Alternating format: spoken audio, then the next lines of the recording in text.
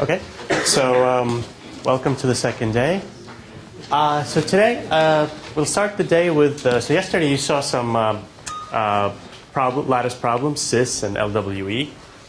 And a lot of crypto systems, all crypto systems and lattices, the provably secure ones, are actually based on CIS and LWE. And so what would be good to know is if you're constructing those crypto systems, how do you set the parameters?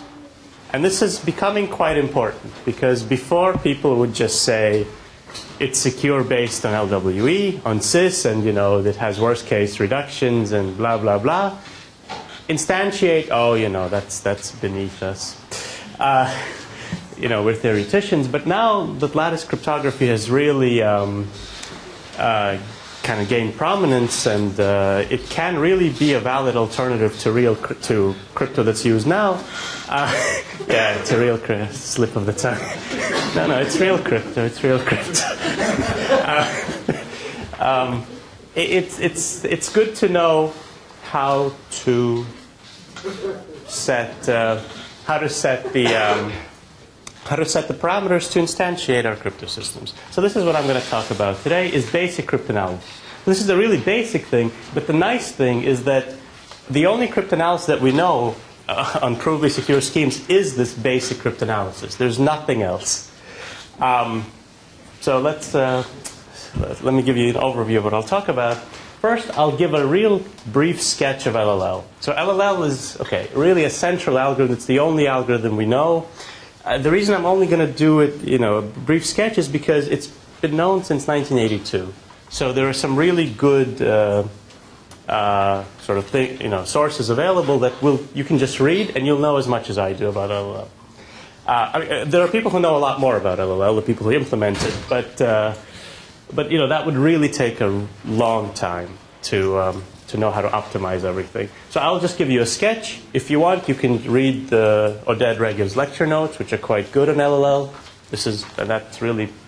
They have a lot more than I know about LLL in them. But I think what's most important is once you kind of believe someone that LLL works, is how you apply it to attack the crypto systems based on CIS, based on LWE, and how LLL and lattice reduction actually performs in practice based on experiments. So there's the provable stuff about LLL, and there's the experimental stuff. And I think this is the important thing, and this is what we use to set parameters for our thing. Okay. So the picture I showed yesterday, the way we build crypto systems based on lattices is we have our CIS problem, we have our LWE problem, and then we build either one mini-crypt based on CIS or Cryptomania based on LWE. Recently, there's been some work that realized, well, some things could be built more efficiently based on LWE. I'm not going to go into that. Maybe Chris will mention a little bit of that in his talk. I'm not sure. Maybe. Oh, okay. It's wide open. But so now, if I kind of asked you intuitively, what do you think we should cryptanalyze here? Should we cryptanalyze? Should we know how hard these problems are, or these problems are? Intuitively, you might say, well, we did all this work to relate our crypto to worst case problems, so let's see how the algorithms work on the worst case problems. That's not what we're going to do, because there are two reasons. One is it's really hard to know how algorithms will perform on the worst case instances. How do you find these worst case instances? It's a lot easier to cryptanalyze the average case instances. And so this is really the main reason why what we're going to talk about is how lattice reduction, how these attacks perform on the average case problems, CIS and LWE. So what this reduction gives us, so these reductions are not useless. What they tell us is that these distributions, these problems, are actually hard. What they don't tell us, so this is not kind of the whole thing. This is nice theoretically, but in real life, you want to know how to set the parameters. And for that, you need cryptanalysis. There's nothing proofs will tell you. So here we know that these are the right problems. The reductions tell us almost nothing on how to set the parameters to be secure. So this is the cryptanalysis concerns really all the cryptanalysis is done on these problems. Okay, so how do we attack these problems? And the answer is with LLL or something similar. So here's what LLL is. So a lattice has many possible bases. So there's this basis and there's this basis, for example. And intuitively, this basis is better in some sense of the word. Why is that? What is nicer about this basis than this basis? Yeah, the vectors are shorter. So intuitively, what you want to do to find the short vector is to find the short vector. But what else? What other characteristics of this basis are there that are better than in this basis? That makes it easier to see this lattice. They are closer to orthogonal. Yeah, very good. So they are closer to orthogonal. The angle between the vectors is bigger. And this kind of helps you see the lattice better. And so the angle being bigger is equivalent to saying that the Gram-Schmidt orthogonalization is the orthogonal components are not too small. Right? So in 2 dimensions, there's one vector and then there's the orthogonal component. So here it is here. Here's this vector, and then here's this orthogonal component, which is much smaller than this one. And this is, very related to the fact that this basis is better than this one. So in n dimensions, what we're really going to be trying to do, and what LLL does, is to maximize the orthogonal components of the Gram-Schmidt basis. They're going to decrease, but we want them to not decrease too much. So this is the goal of lattice reduction, is to get a basis in which the Gram-Schmidt vectors are not decreasing too quickly. Okay? And this roughly means that the basis vectors are somewhat orthogonal to each other. So here's what an LLL-reduced basis looks like. So this is the Gram-Schmidt decomposition again. You have this basis B, which can be written as a combination of its Gram-Schmidt vectors, B1 through Bn. So the first vector is just B1 times 1. The second vector is B1 times something. This is the orthogonal component of B1, plus B2, the orthogonal component of B2. Okay? And so these mui's, this is what you get from Gram-Schmidt. I mean, don't worry about it if you don't remember what they are. But this is what they are here. And the goal now is to get a Gram-Schmidt basis that has some pretty favorable features. And what are these favorable features that we can obtain? So this is what an LLL-reduced basis has. All of these guys, the mui's, are less than a half. And we'll see that this is pretty easy to achieve. And then there's this weird relation that kind of says the vector should not be much shorter. But what this really means is the following. Combining these two, you get that the I plus first Gram-Schmidt vector is not much smaller than the I. So this is the kind of the key thing in LLL. If this is true, then this?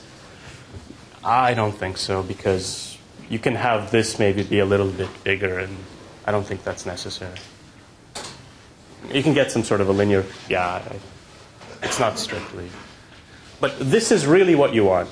So these two things are just kind of there to help you with the algorithm, because the algorithm is going to satisfy these two things, and they together will give you this. So what if you have this in any way, you can. We don't care what this is. We just want this. Okay. Okay. So the orthogonal vectors are not decreasing too much, and once you have this feature, it's very easy to prove that this basis has a short vector in it. Short being an exponential approximation to the shortest vector. So we can prove this. This is a pretty easy proof. Yeah? And why do you not control it there? Or is it such a... Because we can find it in polynomial time. No, you just why every lattice has I think... I would guess you have to look at the algorithm and then see that it can iteratively get this, unless you have a... The question is it... yeah, with the microphone maybe. Is it obvious that every basis has a Gram-Schmidt basis that has this, this structure? I would say, well, okay, I can't think off the top of my head. Chris seems to be thinking hard. It's been more than 10 seconds, so so yeah, he's shaking his head. It's yeah, we don't know. I mean, maybe somebody who really does LLL for his life will tell you, oh, it's obvious, but then maybe it really won't be intuition to the rest of us. What? I'm not sure I know. Oh, okay. The two-dimensional case is due to gauss, right, from 1801, and you also did that arithmetically, I believe. Oh, okay, two-dimensional, sure. So I'm sure, I think even there it was arithmetic. Oh, okay. Right. I'm not sure that is the term. Okay, so there is no obvious reason why. Right. Okay, so that's good. Sorry, is there any obvious reason that this is optimal? Or No, it's not optimal. can you get something This is from the every language? Yeah, you could get. I can request a feature that's much better. I can request the first vector be the shortest vector. So I can get a. This is called BKZ reduced. Yeah, BKZ reduced. So then you could really ask for something. Then the first shortest vector will really be the shortest vector. But this is just the best we know how to get in polynomial time. What? HKZ. HKZ. Thank you. Okay. So let's prove that if the Gram-Schmidt things are not decreasing too much, this first vector is the shortest vector. Okay. So the theorem is the vector B1, the first vector of that basis B, in an LLL-reduced basis, has length at most 2 to the n minus 1 over 2 times the actual shortest vector of the lattice. Okay? So this is the approximation we get. It's exponential. But it was still a huge breakthrough. So, and the proof is as follows. So you have that thing we had before, that the basis vectors, Gram-Schmidt base is not decreasing too much. So you have this equation. This is just using that property. And now you just, so here I use the fact that the first Gram-Schmidt vector is really the first lattice vector. Okay, and then, so you just rewrite this like this. So B1 is less than 2 to the n minus 1 over 2 times BI, Gram-Schmidt BI for all I. And as we saw yesterday in Oded's talk, and it has a very simple proof, that since the minimum of the BI tildes is less than the shortest vector for any Gram-Schmidt basis, we have B1 is less than 2 to the n minus 1 over 2 times the shortest vector. And that's it. So once you obtain, so the whole goal of LLL is to obtain that basis with that property, with the Gram-Schmidt components not decreasing too much. Okay. So I will just describe the algorithm in 2 slides. I will not prove anything. So here's the LLL algorithm. So you have your basis. Here's your B. So I wrote out the vectors. And here's your Gram-Schmidt. Here's this Gram-Schmidt orthogonalization. Here's B1 tilde.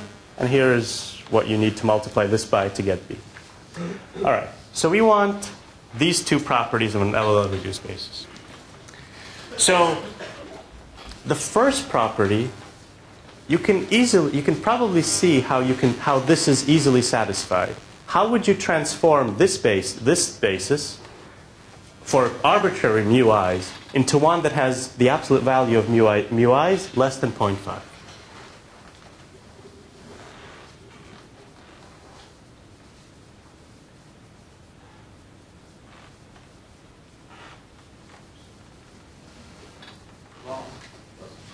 What? From the lowest apartment, like 1 row by 1 row. Yeah, exactly. Exactly. So you look at this component, right? And you say, is it less than 0.5? Well, it's probably not, right? Then you subtract 1, you subtract enough of this row, column, to make it less than 0.5. Well, now you could have screwed up these components. It's okay. Just subtract this column. And so the fact that this is an upper triangular matrix with 1s here really helps. So it's easy to get the mu i's less than 0.5. And you can also see that once you get the mu i's less than 0.5, you don't really change the Gram-Schmidt orthogonalization. The vectors stay the same. The orthogonal component stays the same. You're just kind of, because what you're doing is you're subtracting things that are parallel to the plane. Anyway. So once you do this, then you have to do the second step. You have to check, are these guys decreasing slowly enough? If they're not, well, there's not much you can do now. You have to... What? Sorry, I still don't understand. Why can you do row operations on this matrix? No, column operations. Or column operations? And then it's still I mean... It changes this matrix, right? But this also changes your B fields, right? I mean, it's a polar to two matrices, right? You change one, then you change the product. I just don't understand why. No, but look, but hold on. I'm multiplying this matrix, right, by a vector, right? Okay. So I can just think about multiplying this matrix by a vector. Okay. So instead of doing matrix times vector, I do this matrix times a vector. So this stays the same. If I multiply this by a vector, You start with these details that you computed somehow? Or? this is computed somehow. And now I want to get all of these guys less than a half, right? Okay. So I can multiply by vectors here, right? Or would that still give you the original piece? As long as this is a yeah. If it's integer, then maybe. Yeah, but it is, right? Because I'm subtracting an integer amount of the ones. Are you? I thought you were subtracting 1/2. No. I want to get 1/2, right? So I'm subtracting an integer amount of ones until I get something less than or equal to 1/2. But the left-hand side changes too. Left? What? Sorry. It will still be the same lattice, but it's not going to be the same basis. Yeah. It will be a different basis. Yeah, this I don't care about. This, of course, changes. This stays the same, and this changes. Yeah. No, good. Okay. All right. And now, so once this is satisfied, I have to get this thing to work. So don't worry about this. I'm not going to tell you what the intuition is. The intuition is these two imply that the Gram-Schmidt vectors don't decrease too much. Anyway, but to do this, I can't do any operation on this. So what I have to do is that if B2 and B3 tilde don't satisfy this condition, I have to swap B2 and B3. And so this is kind of the heart of the proof, which I will not show you, is that every time you do this, you're getting closer to a good basis. Every time you do this swap, you get closer to a good basis, and by some constant factor. This is the heart of the proof. So if you're going to read LLL, just read the part in Oded's lecture notes. And the proof is not complicated. Just, I don't know, I don't have much intuition for... definitely not the time to explain the intuition for why this helps you get to a reduced basis. But the point is, once you swap the two vectors, now everything is screwed up, but you're getting closer to a reduced vector. And you keep continuing this operation. Okay, so that's LLL.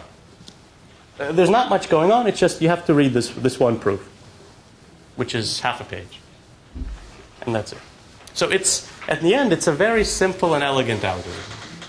But it was quite surprising, and really 30 years since, the best algorithms we know really are basically this, with some few modifications here and there. But the product of the determinants of all the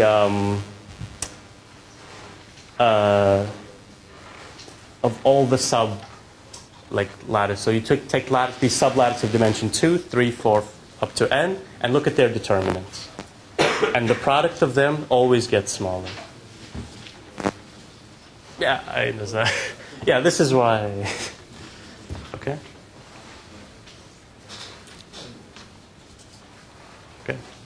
Yeah, I mean, maybe this is unsatisfying if you want LLL, but I think, again, the point is not to really get LLL. Since we only have an hour and a half, I want to get to the stuff that's not covered anywhere else, whereas LLL really is. But how do you make sure that it generates the same lattice at the end? I mean, this transformation I'm describing, no, so it's obvious that this lattice remains the same, right? Because when you do an integer operation here, yeah. the lattice, we keep the lattice the same because we're doing a unimodular. But I guess it's not clear why it's unimodular. If you... Because it will be upper triangular, I think. Okay. Okay, and when you swap the basis vectors, clearly nothing changes. So, okay, so it's true that just by seeing this, not everything is clear, but I think you really can fill in the details if you go. Yeah, or just read the lecture notes by Vadim, which are quite good. So the operation you do is adding an integer multiple of one column to another. It's always the same.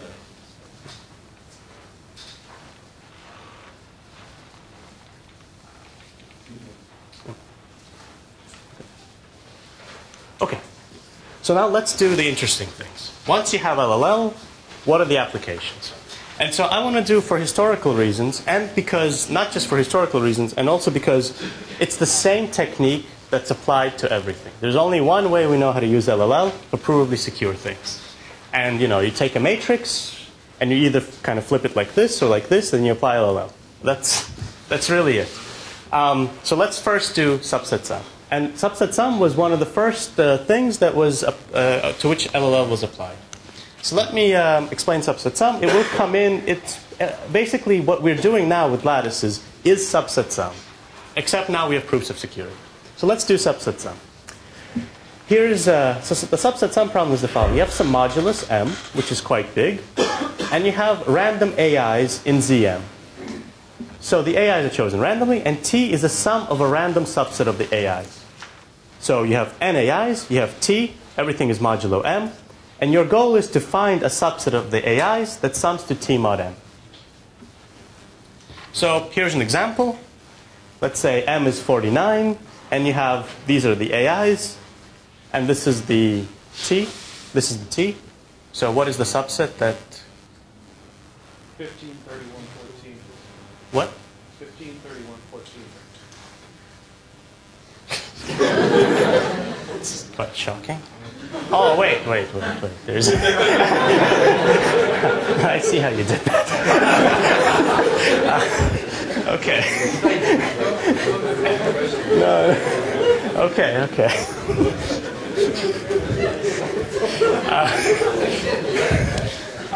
All right.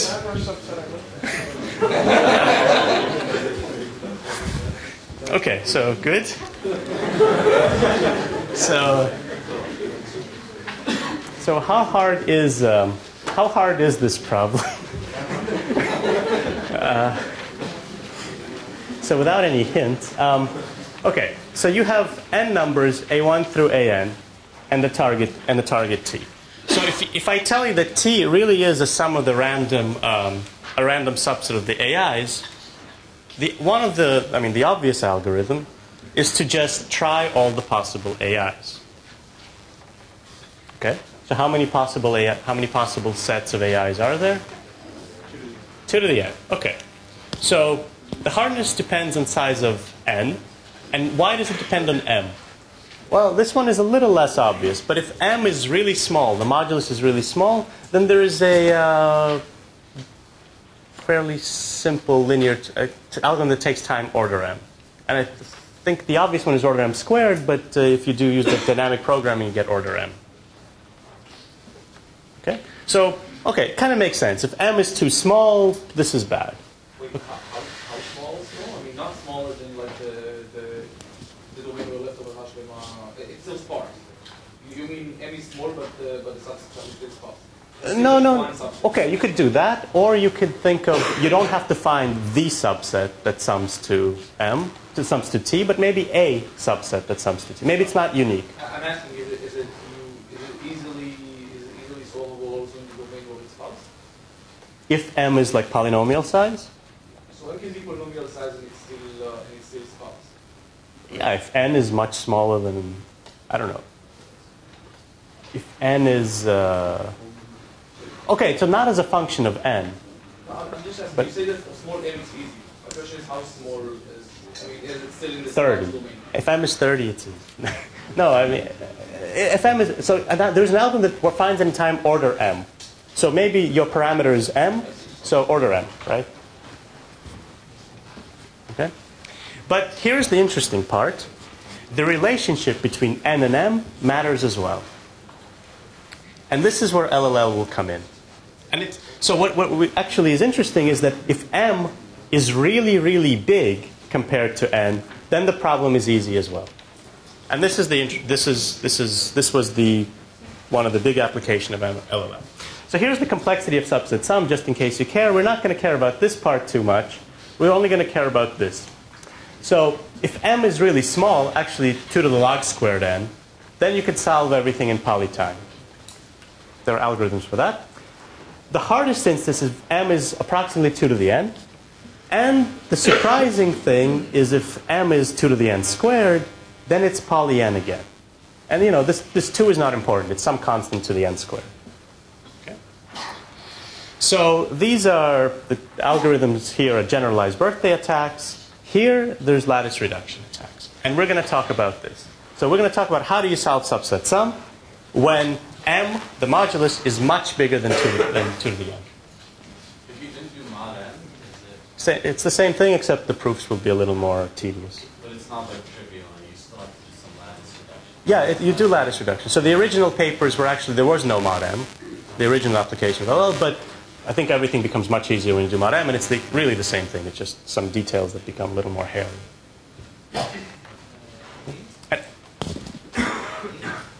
Yeah. Where are the algorithms on the Joule and Chopin-Schmier? I'm sorry, where is what? The Chopin-Schmier algorithm and the Joule algorithm from the recent year periods. They actually work for worst case. So the Joule algorithm. Let me talk about that because you mean so they work for worst case subset sum, right? And they don't really care about the size of m and the size of m. They say, give me the worst, and I will solve anything. They're really right here. All they were doing is decreasing the constant in the exponent.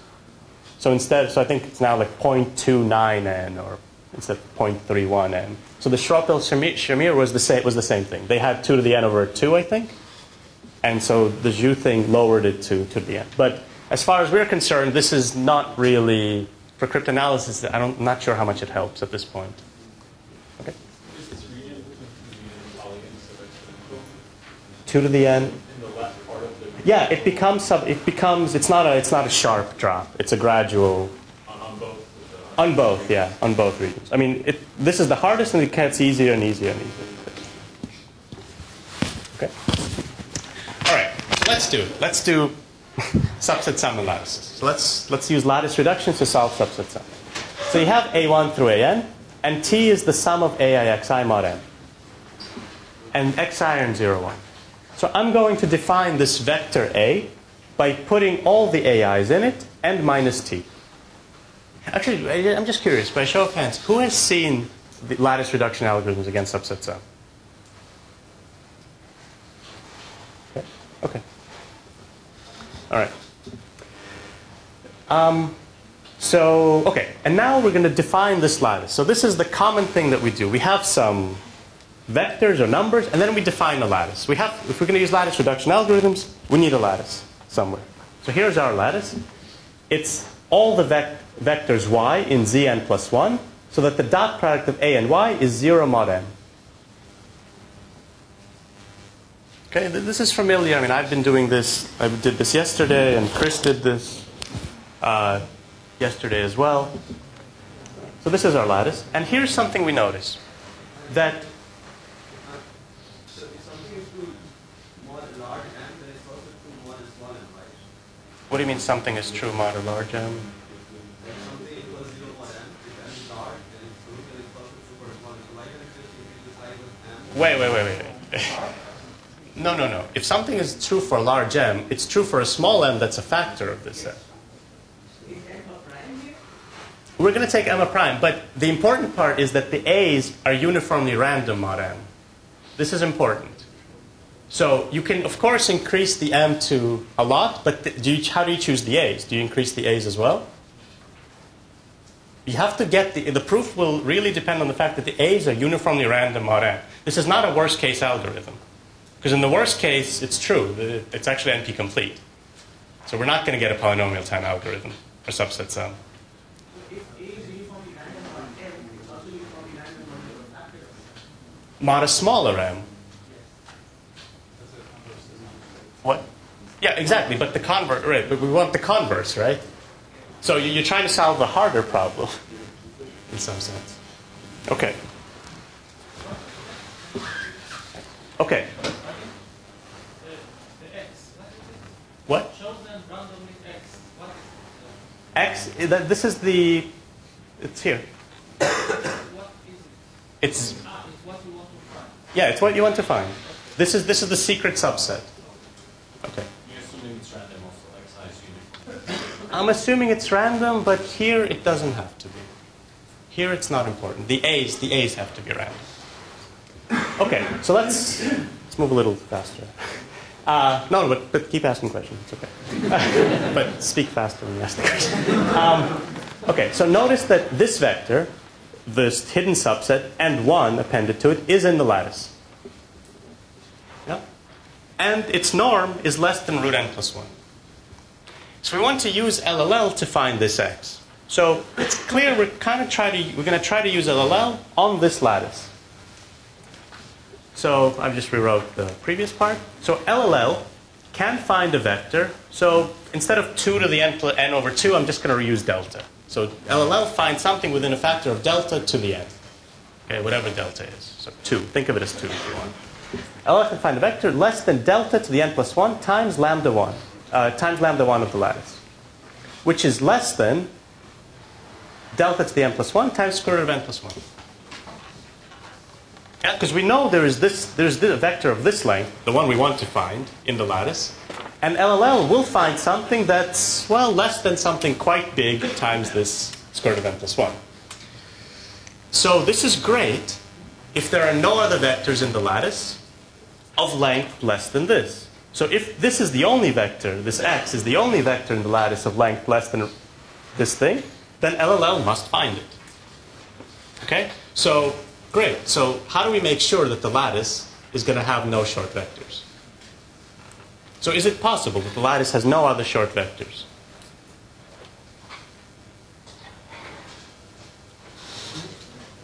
Well, not really, right? It has multiples of x.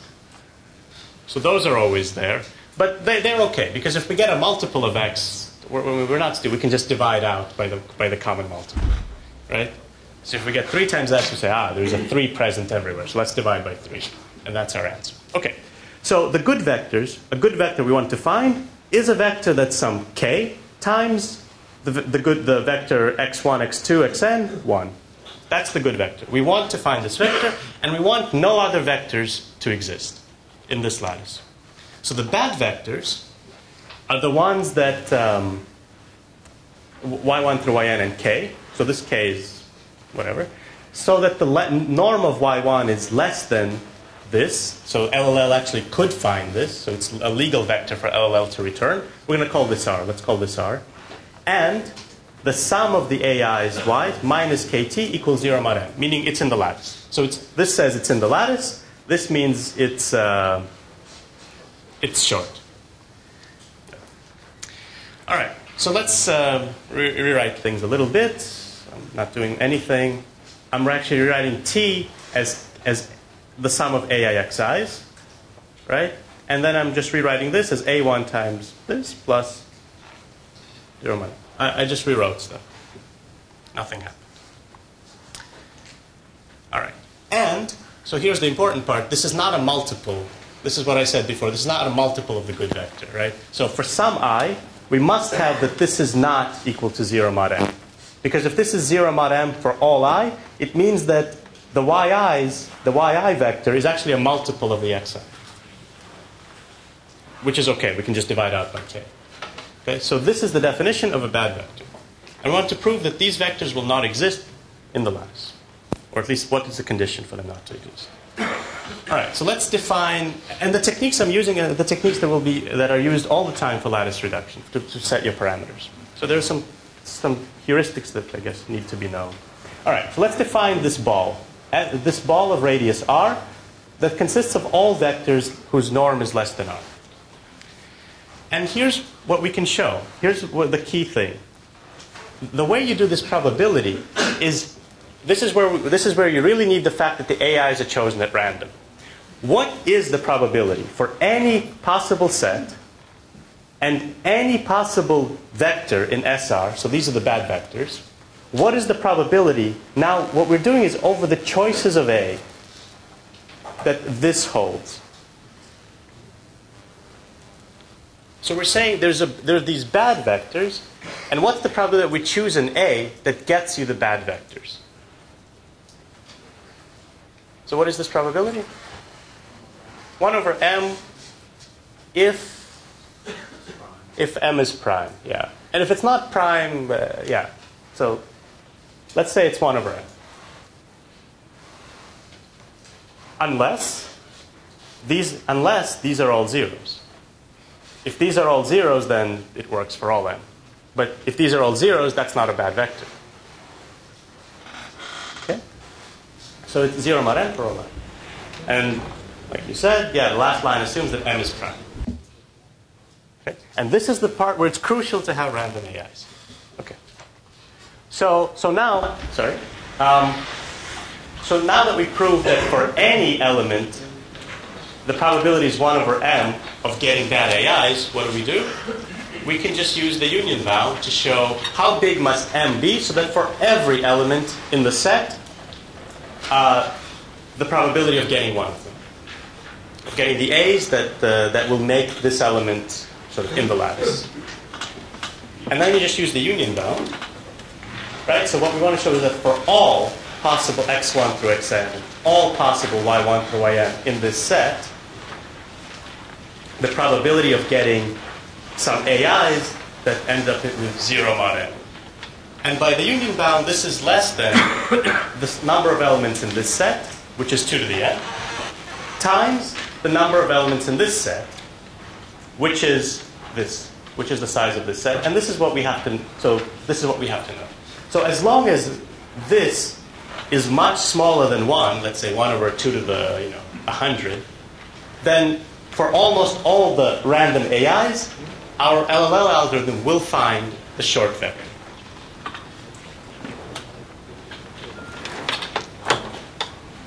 Why do you need it again? Because of the x's? Because you also count over all the x's? Yeah, that may not be necessary. In actual instance, you only have 1, right? You only have 1x. Right? You can fix your specific, the right x, and then... No, then we would have to prove that there's only 1x. Yeah, maybe another way. No. What Zvika is saying is right. With high probability, there's no other x. But don't, yeah, and this is not tight. But this term is much smaller than this term, so it doesn't matter. I just did this for, yeah, and this proof is not tight, especially because yi minus kxi is not much bigger than the set of yi's either. So this 2 to the n is just out of laziness, but it doesn't matter too much. Okay.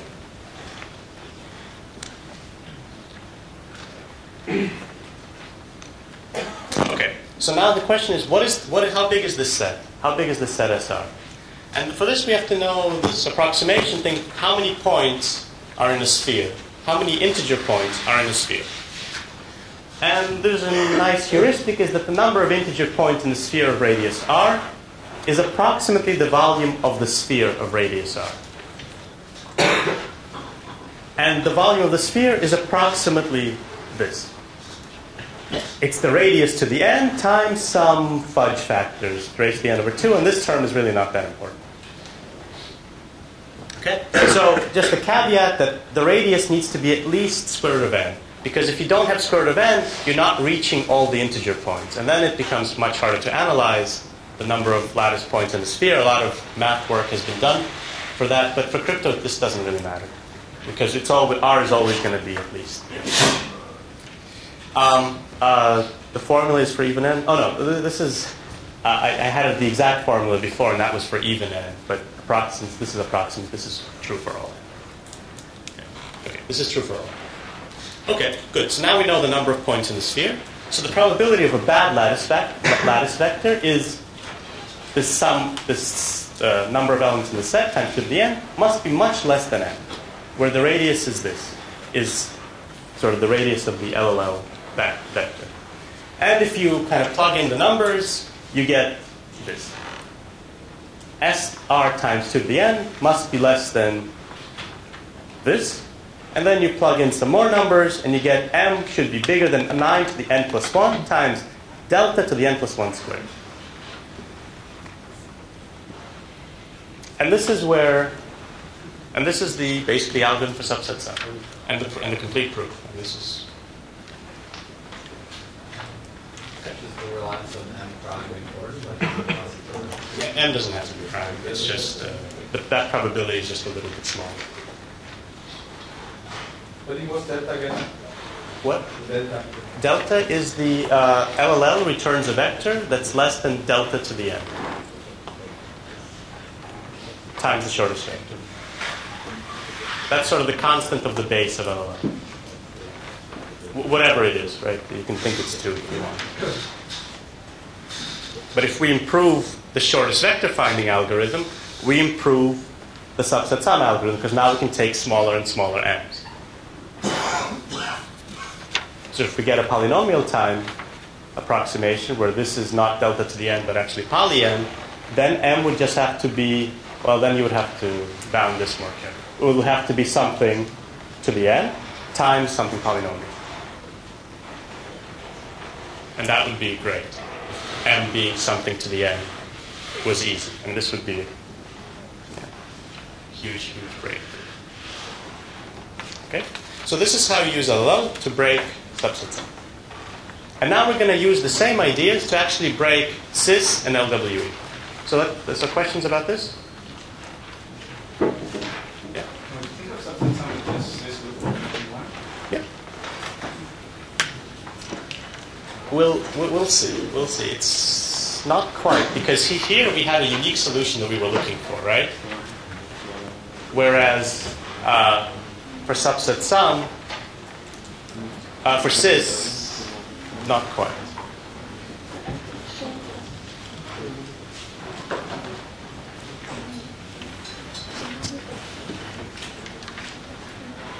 Okay.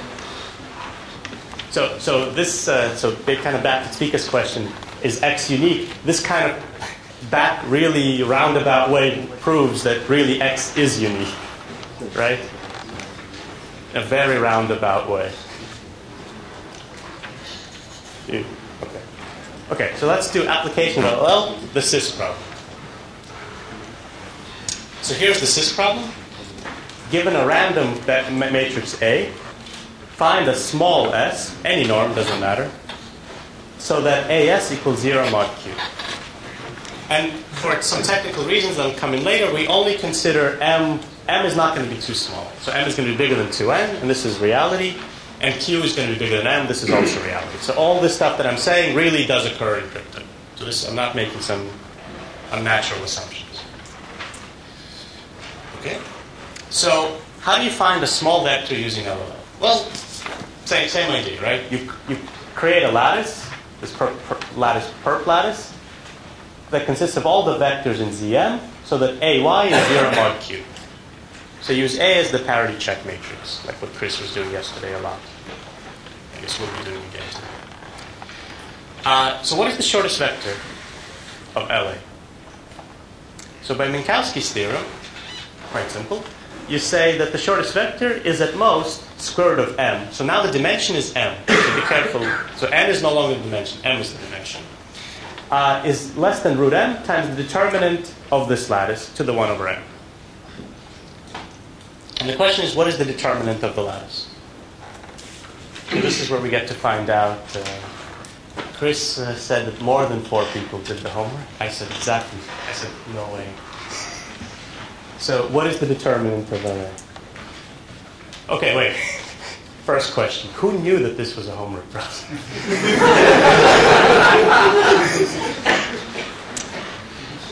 Less than four. Less than four.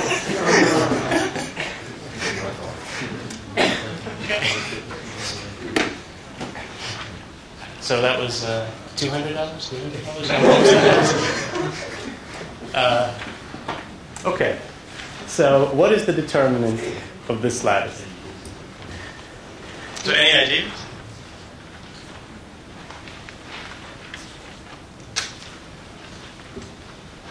Okay.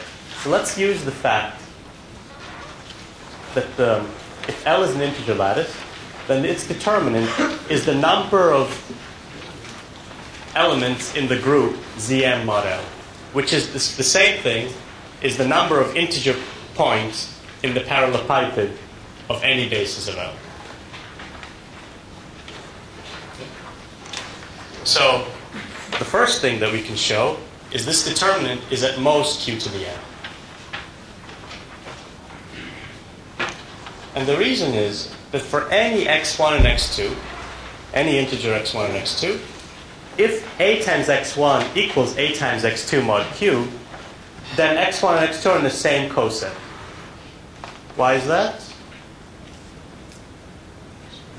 So they really are the same element of Zn mod L. Why?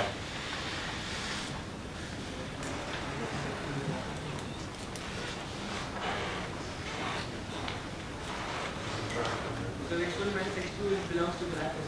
Exactly, because x1 minus x2 belongs to the lattice, and that's the definition of being in the same coset, right? So x1 minus x2 belongs to the lattice because a times x1 minus x2 is 0. Okay, so now how does this prove that there's at most q to the n elements determines at most q to the n? Because there are at most q to the n possibilities for a times x. Because a was an n by m matrix. Okay?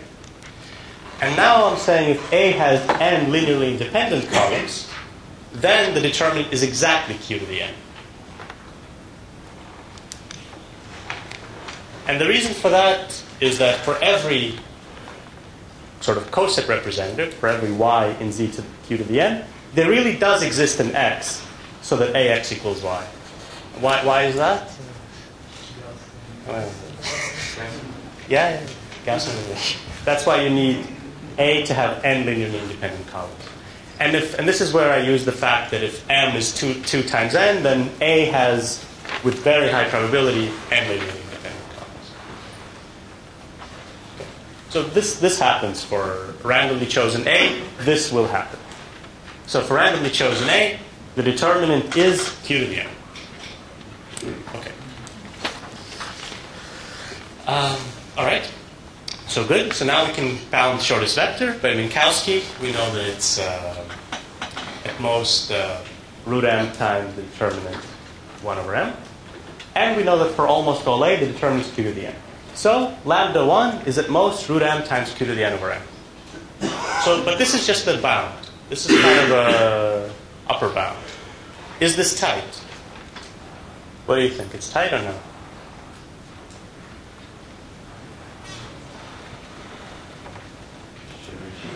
What? Yeah. Okay. No. Go ahead. Cheat. Not usually for a random array.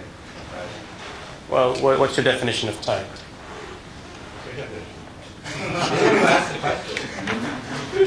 I mean, anyway.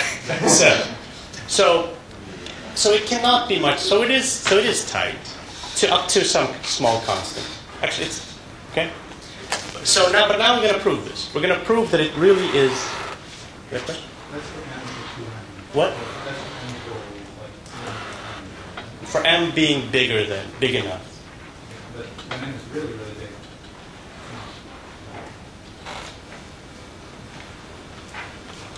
Why? That's like n to the 100. Why not?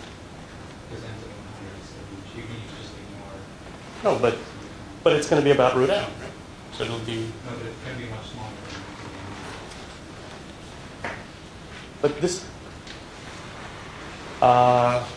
Okay, so the root, fine, the root m term will come in. Yeah, okay, sure.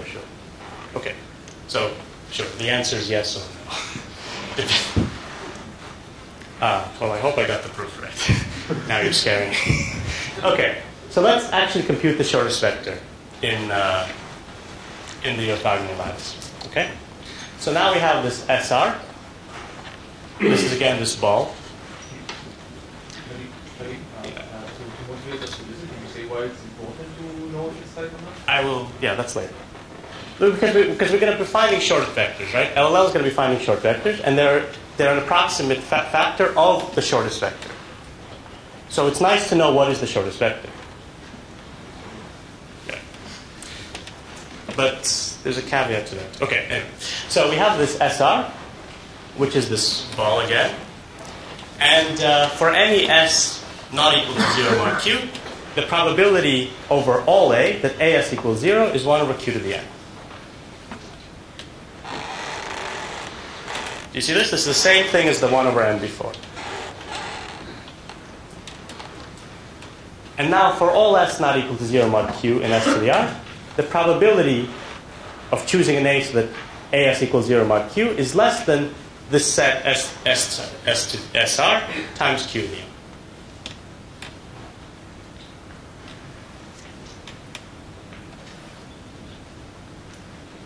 Okay. No?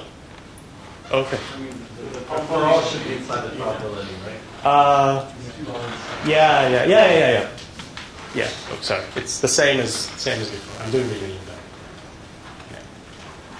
Yeah. Okay, and this is approximately this. Okay, so this is where the m being big comes in. So it's divided by m to the n. Okay. And so R needs to be approximately this big in order to for this to be smaller than 1, much smaller. Kind of the same idea as the subset sum. That's why I think the subset sum is a bit easier. See? And so for almost all A in this, we have the shortest vector is bigger than this and smaller than this.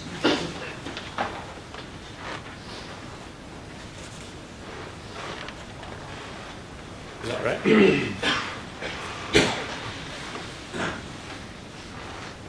Yeah. Yeah. Okay. So this is okay. So normally okay, yeah. I mean, Chris said it's not tight when you take m to be huge, but I guess I'm thinking more in terms of what we actually do in crypto, and it's normally m and n are approximately this. Maybe a little bit. M is a little bit bigger than n. And so, but experiments show that it's really this number that this is closer to. But this number is usually quite close to this one, so whatever. So, the bounds are fairly tight. Okay, so now using LLL, we can find a vector of length delta to the n times the shortest vector, which is approximately this.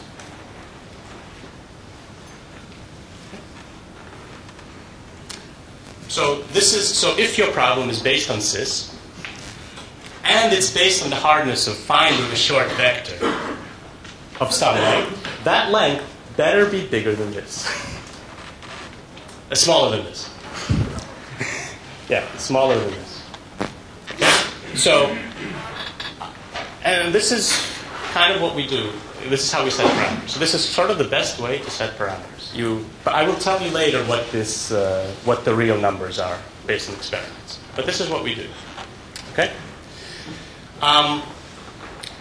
And I want to mention a caveat that sometimes to break a system like hash functions, you need to bound the infinity norm. So if I'm saying my domain is the infinity norm, if you're going to break something, you better find something in the infinity norm that's smaller.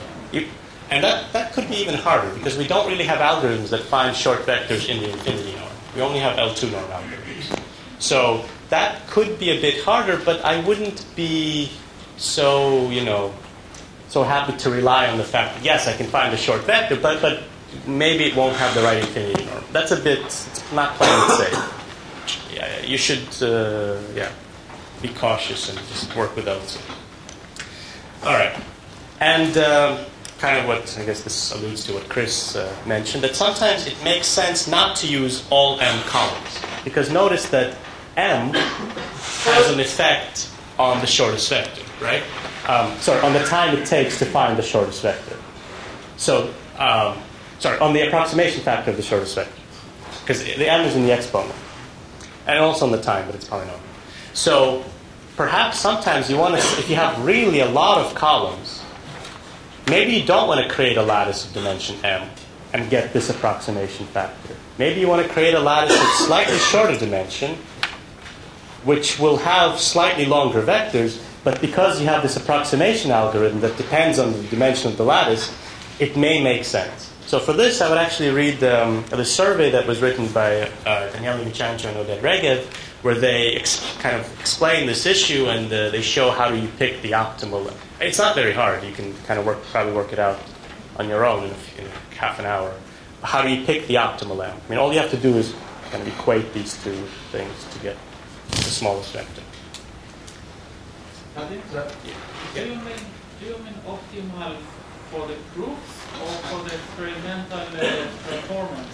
Well, it's both, really. If you assume that your vector, that your shortest vector algorithm finds a vector with some approximation factor, right? I mean, you assume that. You don't know what the factor is, but let's say it's delta. Then you really can sort of, you set to equate two things equal to each other, you minimize, and you find out what is the optimal value of m.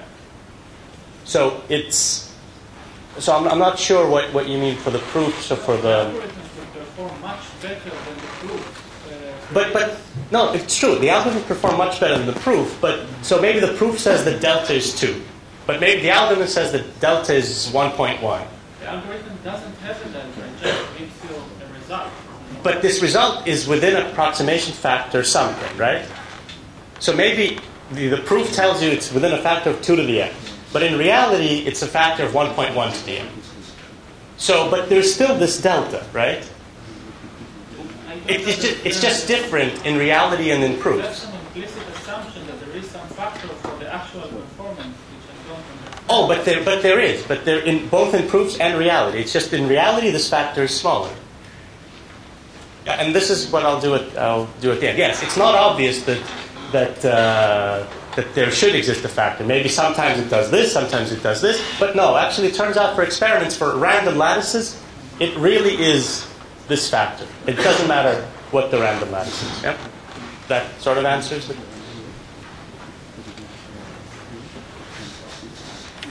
You're saying m to be large enough so that M to be large enough, so that the larger you set m, the shorter the vector is in the lattice. Right? Because you're dividing by m in the exponent. But when you run your lattice reduction algorithm, the dimension of the lattice goes up. So now it's harder to run the lattice reduction algorithm. So you kind of have to balance these two things. It's like, yes, the vector will be shorter, but the algorithm will give me an approximation factor depending on this m. So there's this thing you have to balance. So you kind of set it somewhere in the middle where everything is an optimal.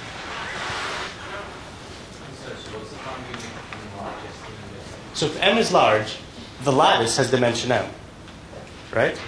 The approximation factor of the vector you'll find depends on m in the exponent. Yeah? So if you set m too large, yes, there is a very short vector, but you won't find it. No. But for cryptanalysis, you can't assume that the person is going to cryptanalyze it. You can't tell him how to cryptanalyze your thing. If he has a choice of how to set the m, so if you set, in your crypto system, you set m to be gigantic, it doesn't mean he has to use that m. He can just choose a smaller m, right? He can just ignore some columns and only work with the first, 1,000 columns and find this short vector so that a times s equals 0, and it's 0 everywhere else. The other columns are all 0. Okay, so now let's do the LWE problem. And Chris actually did this yesterday. But let me, by a show of hands, who remembers Chris doing this yesterday?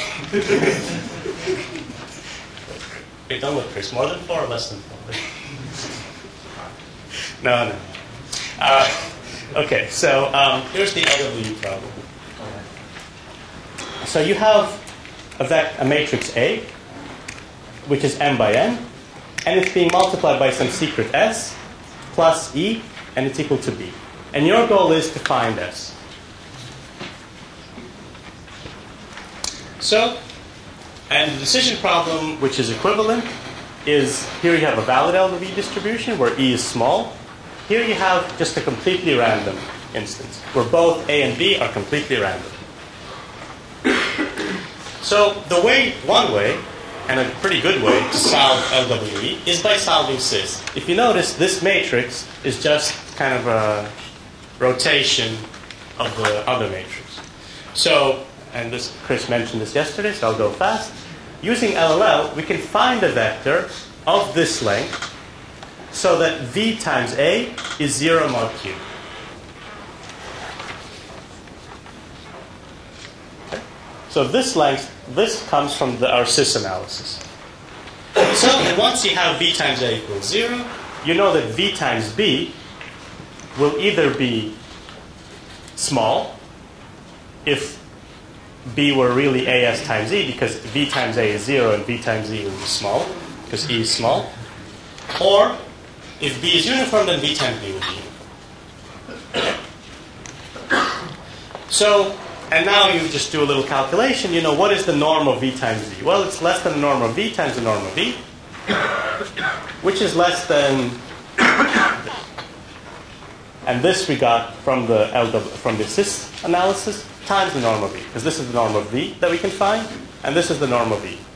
So now this sort of tells you, if your LWE problem has an error that's too small, this tells you how to solve LWE. So if your crypto system or your pseudorandom function relies on an error e that's much smaller than the modulus q, you may be in trouble. Okay. So this is basically what I said. If this is less than q over 2, then you can solve decision number.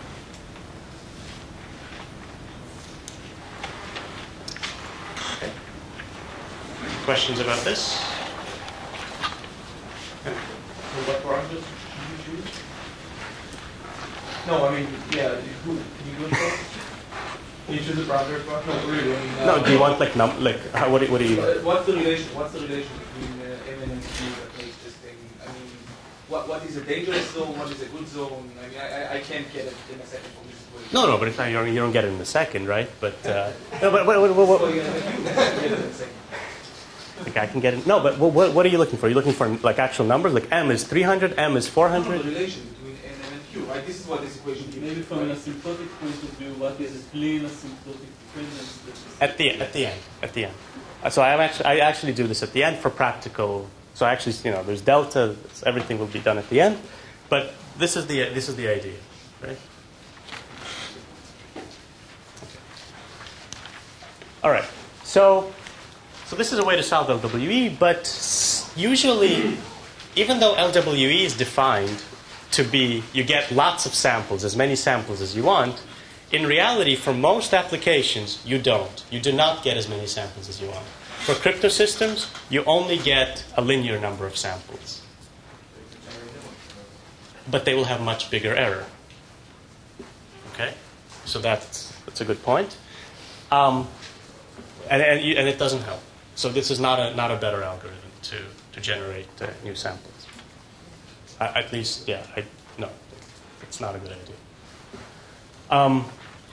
Okay, so the previous algorithms really assume that we can obtain a lot of samples and then find a short s times a, which is equal to 0. But if we don't have a lot of samples, we can't do that. Or at least we can't sort of optimize the m. We can't choose the optimal value of m so that you find the shortest v sort of possible. But, okay, if we don't have a lot of samples, we can use a sample preserving reduction from search to decision LWE. Okay, so this was done. But sometimes this does not apply. Like ideal lattices, we don't know if this applies.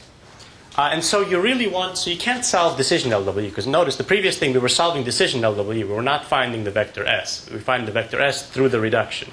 So we have to, we solve the decision problem, then we get more samples, we solve it again, get more samples, we solve it again, and as many samples as we needed for that search to decision reduction you saw yesterday. Okay? But sometimes you can't do that. You have a limited number of samples. Okay, so there's a way to solve LWE directly. Right, so let's talk about this. Here's the LWE problem with few samples. So let's just say you have just A times S plus C is B. And so this is kind of the minimum possible. And actually, I'm assuming that E and S are both small. This wouldn't make sense if S is large. You see why? Because if S is large, then the noise could always be 0. Okay, so E and S are both small, but as you saw yesterday, this is equivalent to LWE. So let's say you have this, and this actually occurs in practice. There are schemes that are like this. So here's what we do. We notice that this can be written as A, S, plus the identity matrix times E equals B. Right? So the A times S plus the identity times E minus B equals 0 mod Q. Oh, so what is this? Oh, we have our lattice. Right? And the lattice is going to have dimension 2n plus 1. So let's define the lattice A prime by all the vectors of dimension 2n plus 1 so that this times y is 0 mod q. Okay, so this is actually exactly like subset sum, the subset sum example we did before. Because there's a unique solution SE. And so I'm not going to redo this again. You can redo the proof based on subset sum. That you can show that for most A, the bad vectors, and bad is defined in the exact same way we did for subset sum, have length at least whatever this is. So if whatever this is too large, then we can solve LWE. So you don't want. Does it help you if S is from the error distribution? It's small? No, but S has to be from the error distribution. Otherwise, this problem doesn't make sense. But in what? But what was your? I didn't get that. It needed to be seen reasonable. Yeah. Okay. And you can always, using the same trick that makes it possible for S to be in the small from the error distribution, you can always transfer it, even if S is not in the small, so you can transfer it into a problem where the S really is from the small distribution. Using that, sort of what Chris did, the proof, really does do this. What? But you need more samples. Yeah, then you need two N. You need N more samples. Yeah. Okay. But here's a really important caveat. So let's say we have this. Let's say we had the previous example, right? And you can show that for most A, the bad vectors have length at least this much. Whatever this number is. Doesn't matter. And you know that you can find, you can solve LWE if the norm of your vector that you're looking for, SE minus 1, is less than this. So let's say we're in this scenario where you can solve LWE. All the vectors have length at least this. All the bad vectors have length at least. And your vector is small. So you run LLL, you solve LWE. But what if you're not in this case? What if you're just above? You're not quite in the area, whether in theory or in practice, where you can solve LWE. Your vectors, your short vector is a little bit above this bound. What do you think will happen? Without looking at the next slide. What? You'll find a difference. Will it be, what I'm asking is the length of the vector you'll find. Will it somehow depend on the length of SE? Because you see, so you would think that, since LLL finds a vector which is less than something times the length of the shortest vector. Okay? If the shortest vector is much smaller than everything else, it'll find that shortest vector, right? Okay. What if the shortest vector is a little bit bigger, right? will it find something that's maybe just a little bit bigger? So is there a difference between if the shortest vector is kind of small, but bigger than what you can find, or the shortest vector is kind of not small at all? Will the algorithm LLL detect a difference? Does it depend if there are other short vectors? What? Does it depend if there are other short vectors? Let's say there are no other short vectors. Let's say we have like a medium-sized vector or a kind of small-sized vector, but not a really small vector. So LLL will not find that really small vector. Let's say it can't do that. But there is a medium-sized vector. Will the size of the vector it finds depend on how small of a vector there exists in the lattice?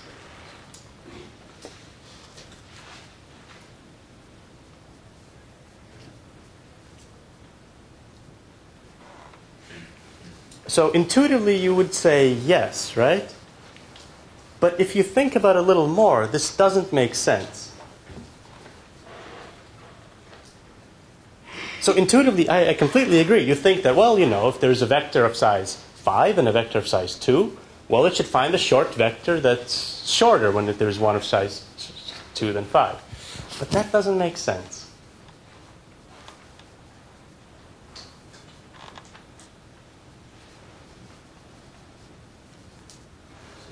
Because then you could use LLL to distinguish. You see? Then you could actually, even though you don't find the vector, you can distinguish the fact that a short vector exists. So if LLL were to depend on that, where the size that it returns, you don't even care how good an approximation it is. Right? You just say, oh, look, I found a shorter vector than I should when there is no short vector. Therefore, and then you solve LWE. Right? So, and luckily for cryptography, in practice, it really does not depend on the size of the vector. So it either finds this really short vector, or it acts as if it doesn't exist. Okay? And if you kind of think about it, it does make some sense, right? Why would it affect the algorithm? I mean, there's this really short vector, but there's not much you can do with it. It doesn't really result in other short vectors. There's that short vector, 2 times, and then why would LLL? Okay. So this is quite important. Okay, and now let's get to in practice. What happens in practice? And this so Nicolas Gama and Phong Nguyen, they did a lot of experiments in 2008, and I think this is kind of what people use now to set their parameters. All right, so what we've seen, there are 2 types of problems.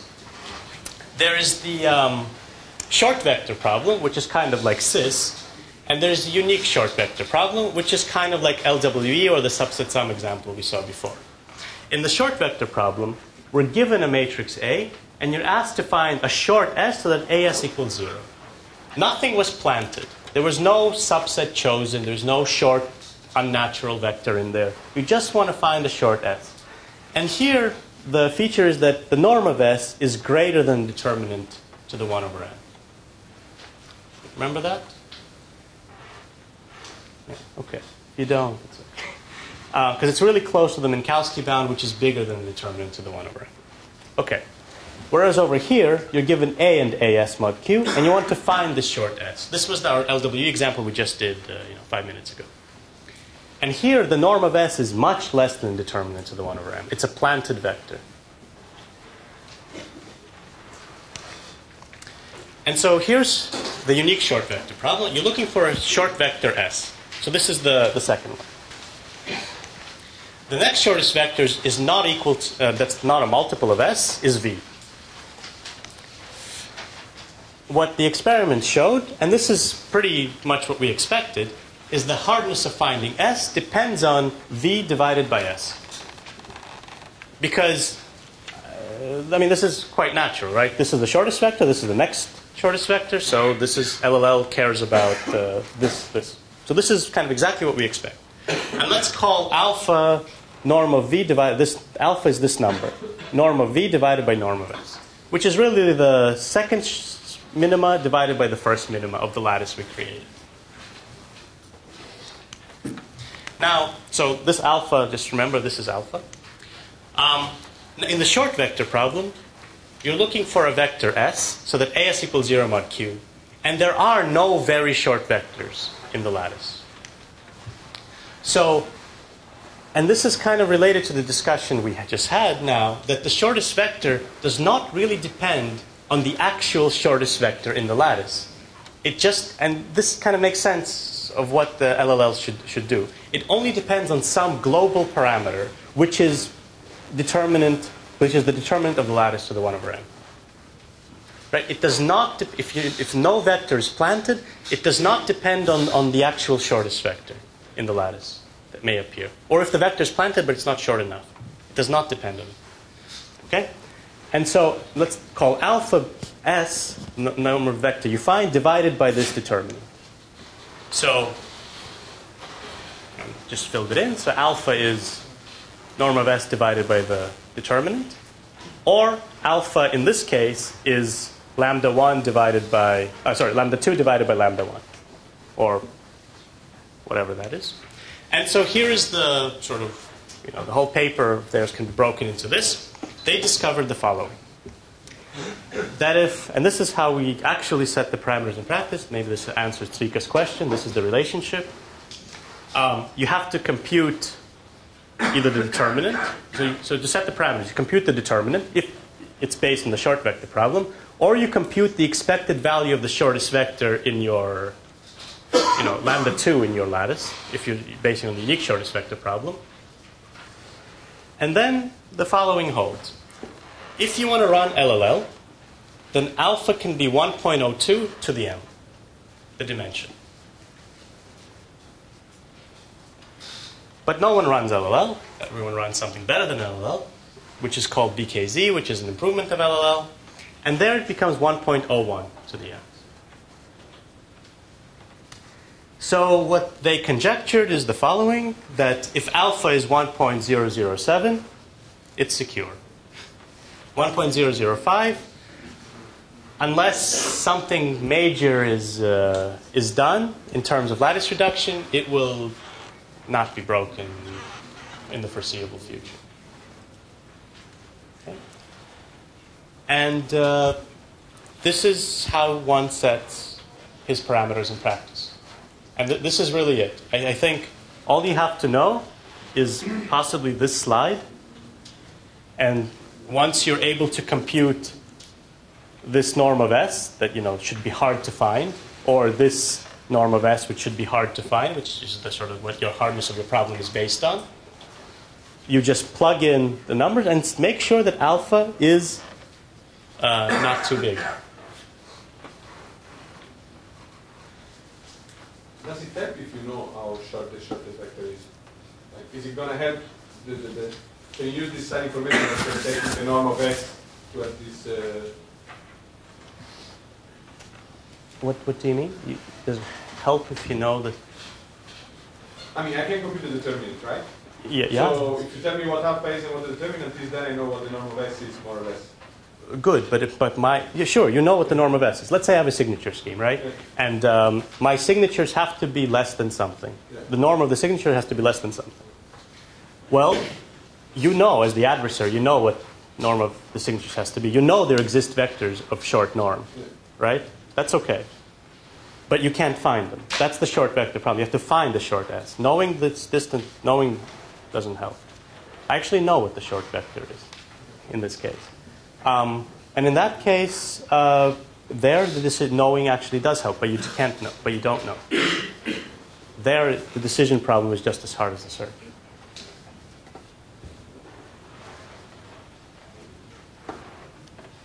So, no, I mean, this is basically it. I mean, this is just for further references.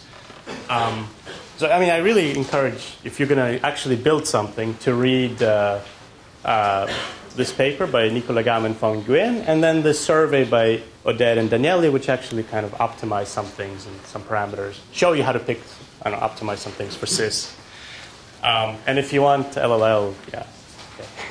There's Oded's lecture notes. But so questions about this. So there was a question in the back about practice, how you set things in practice. No? No, it's okay. Yeah. How we choose alpha? What? How we choose alpha? Because you don't know S, you don't know R. No, you do know it, right? You, as the person who's building the crypto system, you know. But in practice, you don't know. You want to know. No.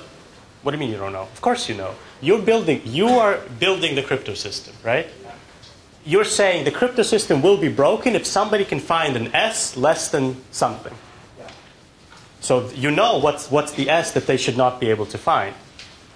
Because this alpha tells you the S that they can find. Let's say we're in this example. This alpha tells you that if somebody can find an S, so 1.01 to the m equals S divided by determinant of this. So S equals to this times the determinant. So this is what something can find. So you better not base your crypto system on the hardness of finding an S of that form, right? Of that length. And the analogous thing is there.